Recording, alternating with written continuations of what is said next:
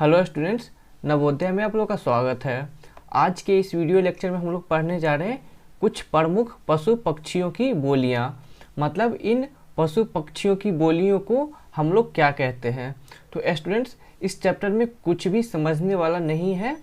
इसमें जो मैं पढ़ाऊँगा वो बस आपको याद कर लेना है। तो आप प्लीज़ इन सारे पशु पक्षियों की बोलियों को कंठस्थ कर लीजिएगा। चलिए मैं इस चैप्टर को स्टार्ट करने जा रहा हूँ। तो सबसे पहला जो पशु है वो है ऊँट। तो ऊँट के आवाज़ को या फिर बोली को बलबलाना कहते हैं।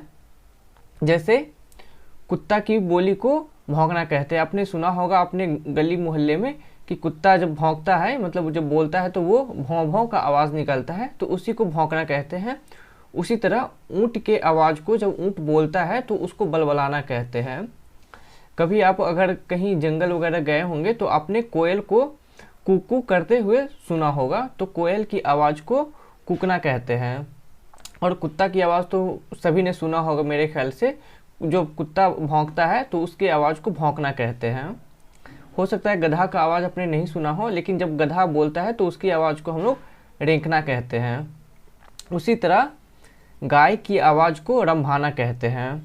और आपने अगर कोई पुरानी फिल्में देखी होंगी तो आपको याद होगा कि जो घोड़ा का आवाज़ होता है वो हिनहिनाना होता है। घोड़ा ही करता रहता है, ऐसे हिनहिनाना, मतलब जो आवाज़ होता है उसको हिनहिनाना कहते हैं।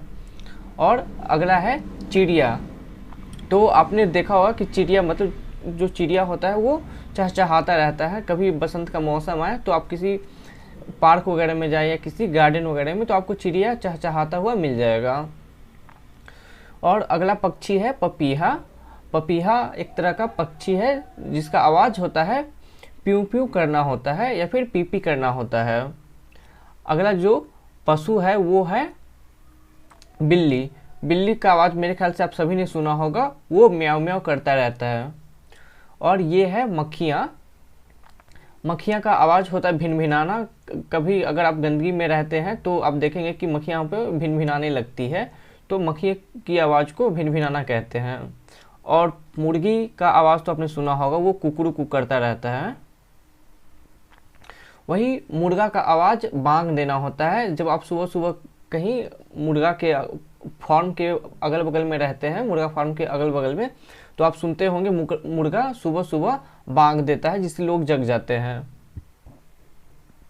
अगला है सांप का आवाज़। तो सांप का आवाज़ होता है टिटकारना। जो छोटा छोटा सांप होता है वो टिटकारी मारता रहता है, तो सांप के आवाज़ को टिटकारना कहते हैं। वहीं अगर बड़ा सा नाग है, बड़ा सा सांप, तो वो फुफकारता है। वो अपना फन फैलाता है और फुफकारने लगता है, तो नाग के आवाज़ को फुफकारना कहते हैं। अगला है सिंह।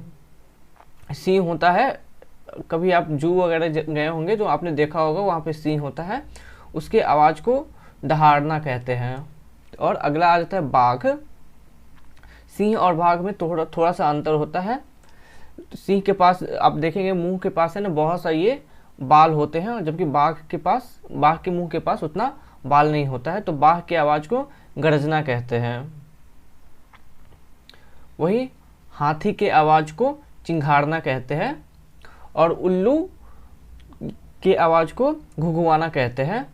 और आपने बरसात के टाइम पे देखा होगा कि बहुत सारे मेढक आ जाते हैं और वो सारा दिन टर टर करता रहता है, तो वही मेढक की आवाज़ को हम लोग टरटराना कहते हैं। अगला है मोर। तो मोर के आवाज़ को केंकना कहते हैं। और तोता आपने सुना होगा टेंटे करता रहता है या फिर रटना उसकी आवाज़ को कहते हैं। और अगला है बंदर। तो बंदर की आवाज़ को किकियाना कहते हैं। तो आप इन सारे जो पशु पक्षी हैं उनकी आवाज़ को प्लीज़ याद कर लेना। आपके एग्जाम के व्यू से ये बहुत ज़्यादा इम्पोर्टेंट है। और पिछले साल का मैं क्वेश्चन देख रहा तो वहाँ पर ये पूछा गया हुआ था, तो आप एक एक करके इन्हें देख लेना। मैं फिर से एक बार बता दे रहा। ऊँट की आवाज़ को बलबलाना कहते हैं, कोयल की आवाज़ को कूकना कहते हैं, कुत्ता की आवाज़ को भौंकना कहते हैं, गधा की आवाज़ को रेंकना कहते हैं, गाय की आवाज़ को रंभाना कहते हैं, घोड़ा की आवाज़ को हिनहिनाना कहते हैं, चिड़िया की आवाज़ को चहचहाना कहते हैं, पपीहा की आवाज़ को प्यू प्यू करना या फिर पी पी करना कहते हैं। बिल्ली की आवाज़ को म्याऊ म्याऊ करना कहते हैं। मक्खिया की आवाज़ को भिन भिनाना कहते हैं या फिर भिनकना आप कह सकते हैं उससे। मुर्गी का आवाज़ तो सभी ने सुना होगा, कुकड़ू कू करता रहता है। और मुर्गा का आवाज़ होता है बांग देना, जो सुबह सुबह बांग देता है। सांप, जो छोटे मोटे सांप होते हैं उनकी आवाज़ को हम लोग टिटकारना कहते हैं। वही बड़ा सा सांप हुआ जिसे हम नाग कहते हैं, उसकी आवाज़ को फुफकारना कहते हैं। और सिंह, सिंह की आवाज़ को, सिंह कौन होता है जिसके मुंह के पास बहुत ज़्यादा बाल हो, तो उसकी आवाज़ को हम लोग दहाड़ना कहते हैं। और शेर या बाघ जिसके मुंह के पास बाल बहुत ही कम होते हैं, उनकी आवाज़ को दहाड़ना कहते हैं, सॉरी गरजना कहते हैं। सिंह की आवाज़ को दहाड़ना कहते हैं जिनके मुंह के पास बहुत बाल होते हैं। हाथी की आवाज़ को चिंघाड़ना कहते हैं। और उल्लू की आवाज़ को घुघुआना कहते हैं। और मेढक की आवाज़ को टरटराना कहते हैं। मोर की आवाज़ को केंकना कहते हैं। और तोता की आवाज़ को टेंटे करना या फिर रटना कहते हैं। और बंदर की आवाज़ को हम लोग किकियाना कहते हैं। तो स्टूडेंट्स, ये कुछ पशु पक्षियों की आवाज़ थे या फिर बोलियां थी।